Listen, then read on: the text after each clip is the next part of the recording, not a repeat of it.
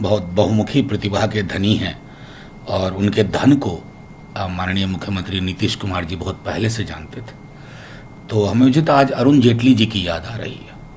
उन्होंने जुडिशियरी के संदर्भ में एक बात कही थी कि रिटायरमेंट से पूर्व के फैसले कई दफ़ा रिटायरमेंट के बाद के जॉब्स या पोजीशन के संदर्भ में लिए जाते हैं। ये जेटली जी का ऑन रिकॉर्ड है पार्लियामेंट में।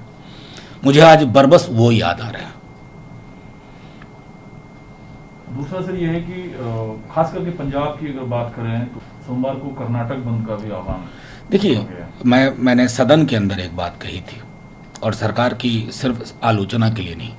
सरकार, विपक्ष का काम होता है सरकार को कभी कभी आईना दिखाना, और आईना दिखाने के पीछे मंशा ये नहीं होती कि सिर्फ आलोचना की जाए, सलाह दी जाए। पंजाब, हरियाणा, पश्चिमी उत्तर प्रदेश, कर्नाटक, मैं कह रहा हूँ ये बिहार, पूर्वी उत्तर प्रदेश और उत्तर पूर्व तक जाएगा, क्योंकि खेतीहर समाज अपने आप को ठगा हुआ महसूस कर रहा। उसे लग रहा है कि उसे बलपूर्वक आत्मसमर्पण कराया जा रहा है पूंजी के समक्ष। और मैं समझता हूं कि प्रधानमंत्री जी अगर 2% भी आत्मनिर्भरता के प्रति कमिटेड हैं, उन्हें फौरी तौर पर यह बिल वापस लेकर के खेतीहर समाज को, किसान और किसानी को एक संदेश देना चाहिए। ये बिल वापस होगा, आज ना हो कल हो, वापस इसे होना ही है, क्योंकि इसका मूल चरित्र खेतीहर समाज का विरोधी है।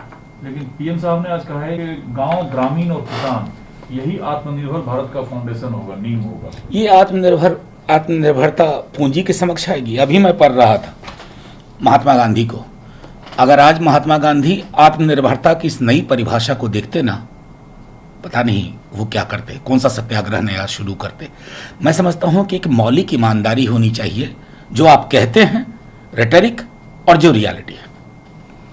दो राजनीतिक व्यक्ति अलग अलग पार्टी से हो और उनका मिलना है, रोजगार पाने को लेकर, अपनी हक की बात को लेकर प्रोटेस्ट हो रहा है, फायरिंग में 2 लोग अपनी जान गंवाते हैं। बेहद दुर्भाग्यपूर्ण, कहीं भी हो, राजस्थान में हो, उत्तर प्रदेश में हो, मध्य प्रदेश में हो, बिहार में हो, किसी भी प्रदेश में अगर अपने हक के लिए, हकूक के लिए प्रदर्शन करने वाले लोगों के प्रति ये रवैया होता है ना, ये लोकतांत्रिक रवैया नहीं है। मैं समझ नहीं पाता हूँ कभी कभी कि मेरे देश को हो क्या रहा है। आप प्रोटेस्ट करने वालों को देशद्रोह के मुकदमे में डालते हैं, हम दिल्ली में उदाहरण देखते हैं। तो इसका मतलब है कि हमने तय कर लिया है कि अंधे कुएं की तरफ इस देश को ले जाया जाए, जहां रोशनी का कोई सुराग ना हो। टीएमसी ने अकाली दल का वेलकम किया है एनडीए छोड़ने को लेकर, उनका वेलकम करना और आगे अकाली हिस्सा हो सकता है। देखिए, वो अलग मसला है। कभी हम लोगों को हर चीज़ को पॉलिटिकल अलाइनमेंट और रीअलाइनमेंट से नहीं जोड़ना चाहिए। महत्वपूर्ण ये है कि अकाली दल ने एनडीए क्यों छोड़ा।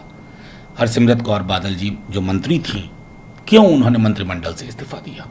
जाहिर है संदेश किसानों के बीच में जा रहा है। प्रधानमंत्री जी कहते हैं गुमराह किया जा रहा है। मैंने सदन में कहा था कि प्रधानमंत्री जी आपने तो राहें घूम कर दी, तो कौन गुमराह करेगा। आपको ये सोचना चाहिए। भूमि अधिग्रहण बिल पर भी आपकी सरकार की हठधर्मिता थे, अभी भी वही हठधर्मिता देख रहे हैं। हठधर्मिता लोकतंत्र की आवाज को सुनने से अगर इनकार करती है तो सुनाने के तरीके बदल जाते हैं। एबीपी न्यूज आपको रखे आगे।